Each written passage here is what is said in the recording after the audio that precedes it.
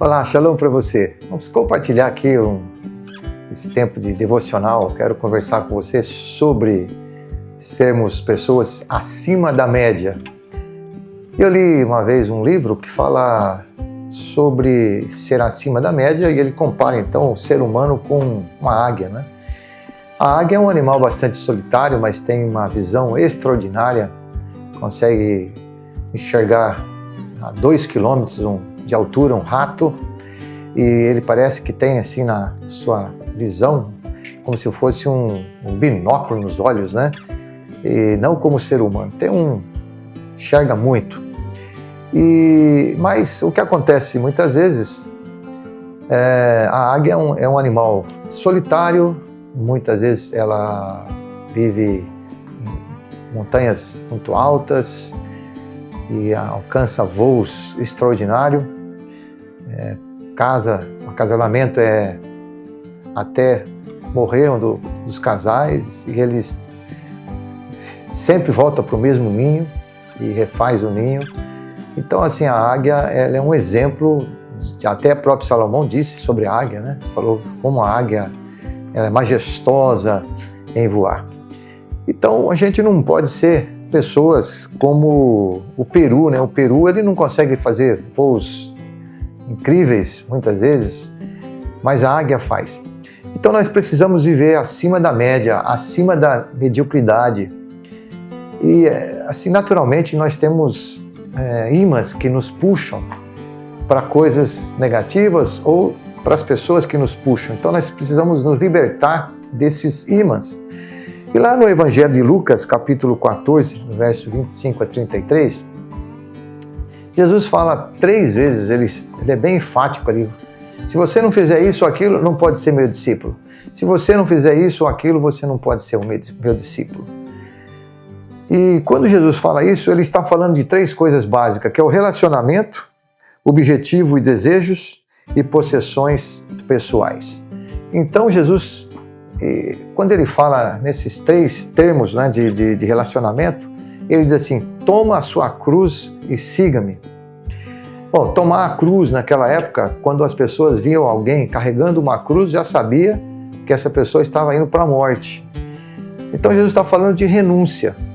Então, para você ser uma pessoa além da média, sair da zona de mediocridade, para você não estar sendo atraída pelo imã de ser igual a todas as pessoas, você precisa carregar essa cruz. Então, carregar essa cruz não é muito fácil, porque ela implica nas renúncias pessoais, né?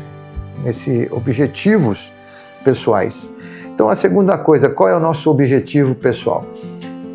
Conta-se uma história que uma águia, ela botou um ovo, assim, numa árvore bem alta, mas debaixo da árvore tinha um galinheiro.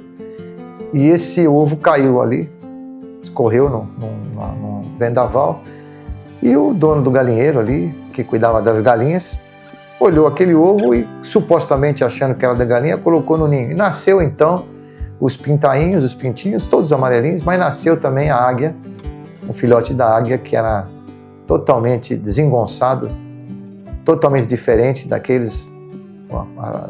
A sua plumagem era cinza, e ela foi crescendo então.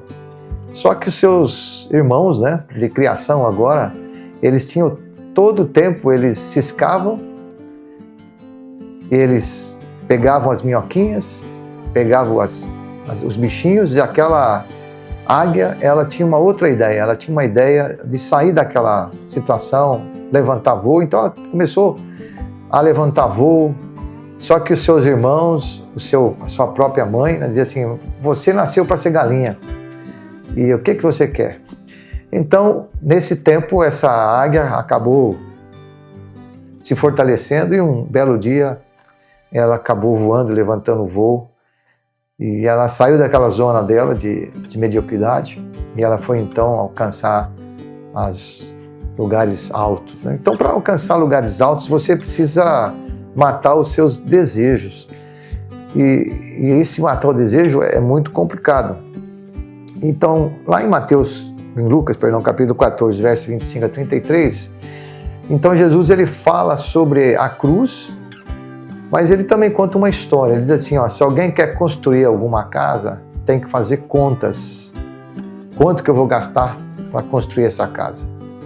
Aí ele logo em seguida fala de um grupo que vai para a guerra. Ele diz assim, quando um rei vai para a guerra, ele precisa fazer contas. Então nessas contas, como é que é? Que contas são essas? Quantos vão vir? É 10 mil? 2 mil? Quantos que eu vou mandar para essa guerra? E então, essa ideia de fazer contas é uma ideia de planejamento, não é? É uma ideia de planejamento. Então, só que Jesus é o nosso rei e ele já fez o planejamento. Então, não há necessidade de nós fazermos contas. As contas já são feitas por ele. Mas é uma ideia de guerra. Então, alguém saiu para a guerra. Então, essa é uma ideia de batalha. O segundo, alguém saiu para a construção. Então, enquanto o construtor vai construir, ele tem que gastar tempo, energia. O outro vai sair para a guerra. É os melhores que guerreiam. Ele vai sair para essa batalha. Então, nessa situação toda, Jesus ele vem e coloca o grande problema de muitas pessoas não alcançarem esses voos derradeiros, maravilhosos, né? Por ter uma vida abundante. A questão primeira é os ímãs que atraem essas pessoas negativamente, como se fosse uma galinha, né? Ela vai ficar naquele jeito, as pessoas vão dizer para ela para ser daquela forma e ela vai passar a vida como uma galinha sem poder alcançar voos eternos, né? E maravilhosos. Então, o grande problema não é fazer conta e nem ter coisas, nem ter propriedades, nem ter coisas boas. Isso é coisas que Deus gostaria que nós tivéssemos. Mas as pessoas podem até possuir coisas, mas as coisas não devem tomar conta delas. Então você pode possuir coisas, mas as coisas não podem te possuir. E por isso que Jesus disse, né? Toma a sua cruz e siga-me. Então a gente tem que tomar cuidado com as coisas, com as possessões. Se nós queremos sair da zona nossa de conforto e alcançar as coisas maiores, nós precisamos construir, batalhar. E isso é muito importante. Então, e por último, a Bíblia aqui fala de qualidade, né? A qualidade da construção e a qualidade do rei que prepara o seu exército para a guerra. Então, a qualidade é essencial para você alcançar zonas maiores do que aquela que você está acostumado a ver. A qualidade do seu tempo que você vai dar para Deus, a qualidade da vida que você vai colocar nas mãos do Senhor, a qualidade dos seus talentos, e tudo isso você vai deixar de ser medíocre, né? Sair da sua zona de medíocre, de mediocridade, de conforto e alcançar zonas maravilhosas como a águia, né? Voar além dos horizontes e ver coisas incríveis. Então que Deus possa te abençoar, né? E fazer desse tempo na sua vida um novo tempo, né?